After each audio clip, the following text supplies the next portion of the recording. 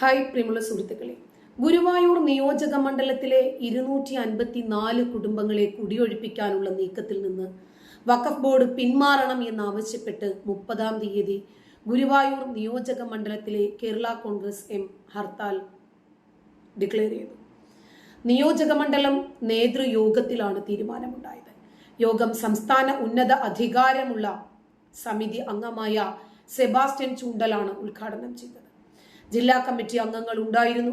അധ്യക്ഷത വഹിച്ചത് KV അലിക്കുട്ടിയാണ്. മണത്തല ജുമാ മസ്ജിദ് പരിസരത്ത് 85 കുടുംബങ്ങളാണ് നടപടികൾ നേരിടുന്നത്. ഇവരിൽ 79 കുടുംബങ്ങളും മുസ്ലിം സമുദായക്കാരാണെന്നും ഇവർക്ക് നീതി ലഭിക്കാൻ കേരള കോൺഗ്രസ് ഒപ്പമുണ്ടാകുമെന്നും സംസ്ഥാന സമിതി അംഗം അഡ്വക്കേറ്റ് CA ജോണി പറഞ്ഞു.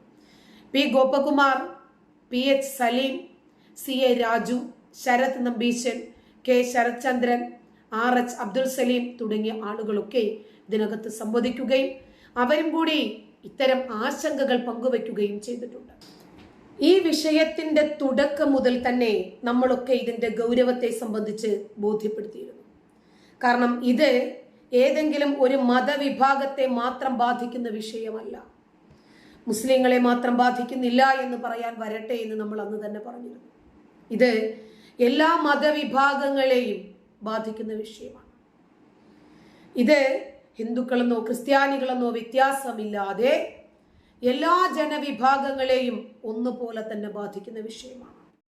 രാജ്യത്തിന്റെ നിലനിൽപ്പിനെ പോലും സാരമായി ബാധിക്കുന്ന ഒരു വിഷയമായതുകൊണ്ട് ഇതിനകത്ത് ശക്തമായ നടപടികൾ സ്വീകരിക്കാൻ കക്ഷി രാഷ്ട്രീയ ഭേദമന്യേ ജാതി മത സംഘടനാ വിരുദ്ധമായി ഈ നാട്ടിലെ മുഴുവൻ ജനാധിപത്യ വിശ്വാസികളും ഒരുമിച്ച് നിന്ന് കൈകോർക്കാതെ ഈ വിഷയത്തിനൊരു തീരുമാനമുണ്ടാകില്ല.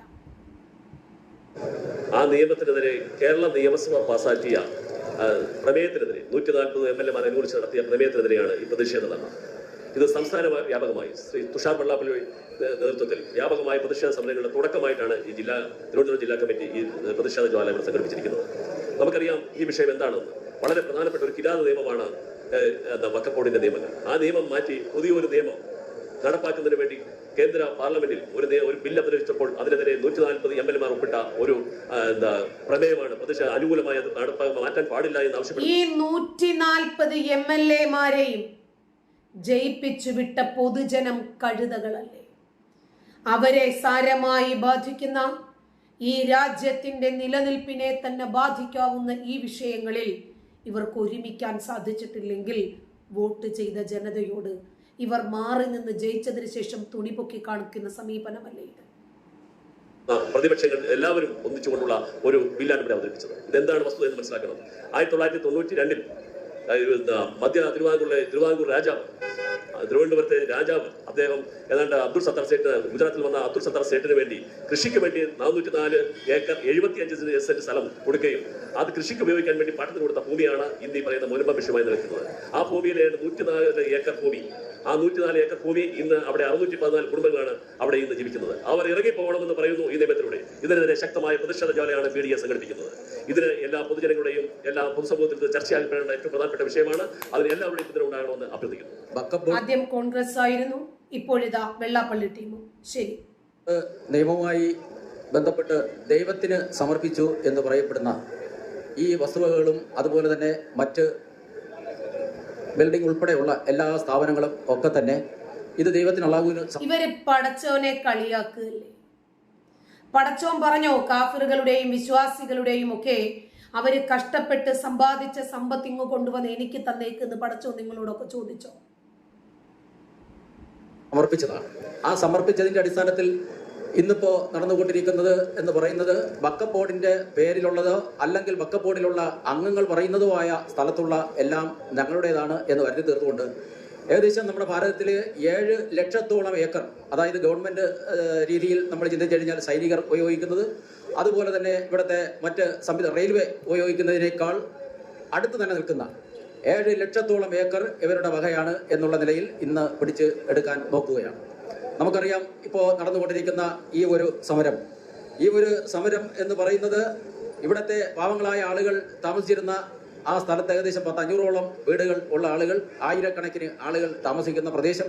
ആ പ്രദേശത്ത് ഇന്ന് കാണുന്ന ഈ ഒരു അവസ്ഥ നമുക്കറിയാം. അവിടെ ക്രൈസ്തവനെന്നോ ഹൈന്ദവനെന്നോ ക്രിസ്ത്യാനിയെന്നോ അല്ലെങ്കിൽ ഇസ്ലാമിയെന്നോ മതഭേദ ഇല്ലാതെ തന്നെ എല്ലാവരും ആ ദുരിതത്തിൽപ്പെട്ട് ഇന്ന് അവരുടെ ജീവൻ മരണ പോരാട്ടത്തിന്റെ ഭാഗത്താണ്. കിടപ്പാടം നഷ്ടപ്പെടുന്ന തലമുറകൾ അവിടെ നിന്ന് നാട്ടി ഓടിക്കപ്പെട്ടാൽ അവരെവിടെ പോകും? ഇത് ചിന്തിക്കുവാൻ കഴിയാവുന്ന തരത്തിലുള്ള ഒരു സംവിധാനം നടത്താനുള്ള ഗവൺമെന്റുകൾ, അത് ഇടതായാലും വലുതായാലും ഈ ഗവൺമെന്റുകൾ ഇന്ന് അതിന് തയ്യാറാകുന്നില്ല.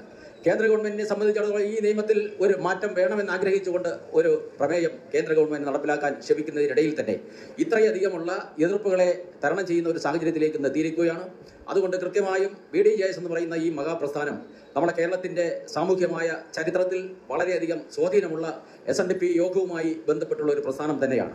SNDP യോഗത്തിന്റെ ഉപാധ്യക്ഷൻ കൂടിയായിട്ടുള്ള ശ്രീ തുഷാർ വെള്ളാപ്പള്ളി NDAയുടെ ദേശീയ നേതാവെന്ന് മാത്രമല്ല, കേരളത്തിൽ NDAയുടെ കൺവീനറും അതുപോലെ തന്നെ SNDP യോഗത്തിന്റെ വൈസ് പ്രസിഡന്റ് ഉൾപ്പെടെയുള്ള ആളുകളാണ്. എല്ലാവർക്കും സമത്വമായിട്ടുള്ള ഒരു നീതി ലഭിക്കുക എന്നുള്ള നിലയിൽ ഈ വരുന്ന ദിവസങ്ങളിൽ തന്നെ ഈ സമരം മുന്നോട്ട് കൊണ്ടുപോകാനും നീതി നടപ്പിലാക്കാൻ അതിന്റെ അധികാരപ്പെട്ട സ്ഥലങ്ങളിൽ നിന്ന് ആവശ്യപ്പെടുവാനും വേണ്ടിയിട്ടുള്ള ഒരു സമര മാർഗത്തിന് തുടക്കം കുറിച്ചിരിക്കുകയാണ്. അതിന്റെ ഭാഗമാണ് ഇന്ന് നമ്മളെ ഈ സെക്രട്ടേറിയറ്റ് നടയിൽ സൂചന എന്നുള്ള നിലയിൽ ഈ നടത്തിയിരിക്കുന്ന ധർണ. തുടർന്ന ദിവസങ്ങളിൽ എല്ലാ മണ്ഡലങ്ങളിലും ഇതനുസരിച്ചുള്ള പ്രക്ഷോഭങ്ങൾ സംഘടിപ്പിക്കുവാൻ BDJS ഒരുക്കമാണ് എന്നുള്ളതിനെ സംബന്ധിക്കുന്ന കാര്യങ്ങൾ എന്റെ മുൻസൂചനയാണ് ഇന്നിവിടെ നടക്കുന്നത്. രാജ്യത്തിനൊരു പ്രശ്നം വന്നാൽ, നമ്മുടെ രാജ്യത്തെ ആരെയെങ്കിലും ബാധിക്കുന്ന ഒരു വിഷയം വന്നാൽ, ജാതിയും മതവുമൊക്കെ ചുമരുകൾക്കപ്പുറത്തേക്ക് വലിച്ചെറിഞ്ഞിട്ട് ഒരുമിച്ച് നിൽക്കേണ്ടുന്ന സാഹചര്യമാണിത്. പാമ്പിന്റെ വായിൽ അകപ്പെട്ടിരിക്കുന്ന തവള ഭക്ഷണത്തിന് അപേക്ഷിക്കുന്നത് പോലെ, കേട്ടിട്ടില്ലേ? ചക്ഷുശ്രവണ ജലസ്തമാം ദർദുരം ഭക്ഷണത്തിന് അപേക്ഷിക്കുന്ന പോലെ കലാഹീന പരിഗ്രസ്തമാൻ ലോകവും ആലോല ചെയ്ത സാഭോഗങ്ങൾ തേടുന്നു. വഖഫിന്റെ വായിൽ അകപ്പെട്ടിരിക്കുന്ന ഈ സ്വതന്ത്ര ഭാരതത്തിന്റെ ആളുകൾ സംഘടനയ്ക്കും ജാതിക്കും മതത്തിനും വേണ്ടി, മതം മാറ്റുന്നതിനു വേണ്ടി, എന്റെ മതമാണ് ഏറ്റവും കേമപ്പെട്ടത് എന്ന് പ്രഖ്യാപിക്കുന്നതിന് വേണ്ടി മത്സരിച്ചു കൊണ്ടിരിക്കുന്നു. സ്വതന്ത്ര ഭാരതം തന്നെ മുഴുവനും വഖഫ് വിഴുങ്ങിക്കൊണ്ടിരിക്കുമ്പോഴും വേണോ ഈ രൂപത്തിലുള്ള മത്സരം? ഇത് ഏറ്റവും കൂടുതൽ തിരിച്ചടിയാകുന്നത് വലിയ ഒരു വിഭാഗം റിയൽ എസ്റ്റേറ്റ് മാഫിയകളെയാണ്. തന്നെയുമല്ല, ഒരു മുസ്ലിമിനെ സംബന്ധിച്ചിടത്തോളം എന്താവശ്യപ്രകാരമാണെങ്കിലും ശരി, അവർക്ക് അവരുടെ ഭൂമി കൈമാറ്റം ചെയ്ത് അവരുടെ ആവശ്യം നിറവേറ്റാൻ പറ്റാത്ത ഒരു സാഹചര്യവും കൂടി ഇത് കാരണമുണ്ടാകുന്നു. വഖഫ് ബോർഡുകൾ രാജ്യത്ത് മുഴുവനും പുതിയ വസ്തുവകകളിൽ അധിനിവേശം നടത്തിയ കഥകൾ പുറത്തു വന്നുകൊണ്ടിരിക്കുമ്പോൾ, അതിൽപ്പെട്ട ഇരകൾ നെഞ്ചുപൊട്ടി പബ്ലിക്കിൽ നിന്ന് നിലവിളിക്കുന്ന സാഹചര്യം ഉണ്ടാകുമ്പോൾ, റിയൽ എസ്റ്റേറ്റ് മേഖലയെയും ഈ ദുരന്തം ബാധിക്കുന്നുണ്ട്. മുമ്പ് വഖഫ് ചെയ്യപ്പെട്ടിരിക്കാൻ വിദൂരമായ സാധ്യതയുള്ള വസ്തുവകകൾ വാങ്ങുവാൻ ജനങ്ങൾ മടിക്കുന്നു. വഖഫ് ചെയ്യുന്നതിന് പ്രത്യേകിച്ച് രേഖകളോ റവന്യൂ റെക്കോർഡുകളോ അതല്ലെങ്കിൽ ഏതെങ്കിലും രൂപത്തിൽ ഒരു തുണ്ട് കടലാസ് പോലും വേണ്ട ക്ലെയിം ചെയ്യാൻ. ഒന്നും വേണ്ട. ഒരു തവണ വഖഫ് ചെയ്യാൻ അവർ മനസ്സിൽ വിചാരിച്ചാൽ തന്നെ മതി. അത് മറ്റു കാര്യങ്ങൾക്കായി ഉപയോഗിക്കാൻ സാധിക്കില്ല. ഇത് മുസ്ലിം പണ്ഡിതന്മാർ ആവർത്തിച്ചു വാദിക്കുമ്പോൾ, ഈ വാർത്തകളൊക്കെ പുറത്തു വരുമ്പോൾ റിയൽ എസ്റ്റേറ്റ് മേഖലയും ദുരിതത്തിലാകുകയാണ്. മുമ്പ് ഇസ്ലാം മതസ്ഥർ കൈവശം വച്ചിരുന്നതോ നിലവിൽ കൈവശം വെച്ചുകൊണ്ടിരിക്കുന്നതോ ആയ വസ്തുക്കൾ വഖഫ് ചെയ്യപ്പെട്ടിരിക്കാൻ സാധ്യതയുണ്ട് എന്നുള്ള രീതിയിലാണ് റിയൽ എസ്റ്റേറ്റ് മേഖലയെ ഈ ദുരന്തം ബാധിച്ചിരിക്കുന്നത്. ഒരിക്കൽ വഖഫ് ചെയ്യപ്പെട്ട വസ്തുക്കൾ ആരെത്ര വില കൊടുത്തു വാങ്ങിച്ചാലും, എത്ര വലിയ രേഖകൾ ഉണ്ടെങ്കിലും ശരി, എന്നേക്കുമായി അല്ലാഹുവിന്റെ പേരിൽ തടയപ്പെട്ട വസ്തുവാണത്, മുതലാണത് എന്നുള്ള നിയമമാണ് ഇന്ന് നിലവിലുള്ളത്. അങ്ങനെയുള്ളപ്പോൾ വാങ്ങുന്ന വസ്തുക്കൾ മുമ്പ് വഖഫ് ചെയ്തിരുന്നു എന്നുള്ള അവകാശവാദവുമായി ഭാവിയിൽ വഖഫ് ബോർഡ് വന്നാൽ അതൊക്കെ നൂലാമാലകളാകുമെന്നതുകൊണ്ട് ജനങ്ങൾക്കറിയാം. അതുകൊണ്ട് അത്തരം വസ്തുക്കളിൽ നിന്ന് ഒരൽപ്പം അകലം പാലിക്കാനാണ് ഇടപാടുകാർ ശ്രമിക്കുന്നത്. ഫറൂഖ് കോളേജിന് ഉപയോഗിക്കുന്നതിനു വേണ്ടി നൽകിയ മുനമ്പത്തെ വസ്തുവിന്റെ ആധാരത്തിന് മുകളിൽ വെറുതെ വഖഫ് എന്ന് എഴുതിയിട്ടേ ഉള്ളൂ എന്നാണ് പുറത്തുവരുന്ന റിപ്പോർട്ടുകൾ സൂചിപ്പിക്കുന്നത്. അതിനുശേഷം ഫറൂഖ് കോളേജ് അധികൃതരിൽ നിന്ന് മുനമ്പത്തെ സാധാരണക്കാർ ഈ ഭൂമി ഇരട്ടി വില കൊടുത്തു വാങ്ങുന്നു. ഇങ്ങനെ വിൽക്കപ്പെട്ട വസ്തുക്കളിൽ മേലാണ് മുനമ്പത്തെ വഖഫ് ബോർഡ് പുതുതായി അവകാശവാദം ഉന്നയിച്ച് രംഗത്ത് വന്നത്. വഖഫ് ചെയ്യപ്പെട്ടിരിക്കാൻ വിദൂര സാധ്യതയുണ്ടെങ്കിലും അങ്ങനെയുള്ള വസ്തുക്കളിന്മേൽ പിൽക്കാലത്ത് വഖഫ് ബോർഡിന് ഉന്നത നിലയിലുള്ള ആളുകൾക്ക് ഇതുപോലെയുള്ള അവകാശവാദങ്ങൾ ഉന്നയിക്കാം. ഈ അനുഭവങ്ങൾ നമുക്ക് തെളിയിച്ചു തരാം. ഇതൊക്കെ വിവിധ ജനവിഭാഗങ്ങൾ ഇടകലർന്ന് ജീവിക്കുന്ന സ്ഥലങ്ങളിലെ ആധാരങ്ങളിൽ ഈ കുരുക്കിനുള്ള സാധ്യത കൂടുതലാണ് എന്നതും ഭീതിയുണ്ടാകുന്നു. മുന്നാധാരങ്ങളെടുത്ത് അവയിൽ ഉടമസ്ഥാവകാശം ഉണ്ടായിരുന്ന ആളുകളുടെ പേര് വിവരങ്ങൾ പരിശോധിച്ചു മാത്രമേ ഈ ഭീഷണിയിൽ നിന്ന് അല്പമെങ്കിലും മുക്തി നേടാൻ സാധിക്കൂ എന്നതാണ് അവസ്ഥ. വസ്തുവകകളും കെട്ടിടങ്ങളും വാടകയ്ക്ക് കൊടുക്കുന്ന കാര്യത്തിലും ഇതേ സാധ്യതയുണ്ട് എന്നുള്ളതാണ് അധിനിവേശം ഭീതിയെ കൂടുതൽ അപകടകരമാക്കുന്നത്. 1995 വഖഫ് നിയമത്തിലെ ഏറെ ചർച്ചയായിരിക്കുന്ന വഖഫ്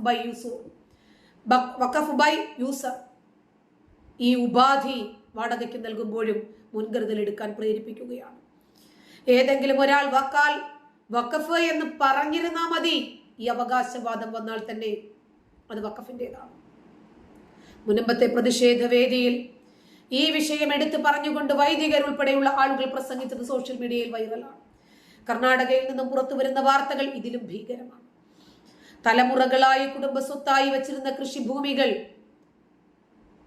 ഹണ്ട് ശ്മശാനങ്ങൾ, സ്കൂളുകൾ, ഹൈന്ദവ മഠം, അതിലുള്ള വസ്തുവകകൾ, സംരക്ഷിതമായ സ്മാരകങ്ങൾ പോലും തങ്ങളുടേതാണ് എന്ന അവകാശവാദവുമായി മുന്നോട്ട് വന്നിരിക്കുകയാണ് അവിടുത്തെ വഖഫ് ബോർഡ്. വഖഫ് ബോർഡ് ഈ സ്വതന്ത്ര ഭാരതത്തെ മുഴുവനും വിഴുങ്ങുന്ന രൂപത്തിൽ നീരാളിയായി പടർന്നു പിടിച്ചുകൊണ്ടിരിക്കുമ്പോൾ ഒരുമിച്ച് നിൽക്കേണ്ടുന്ന സാഹചര്യമാണിത്. നന്ദി.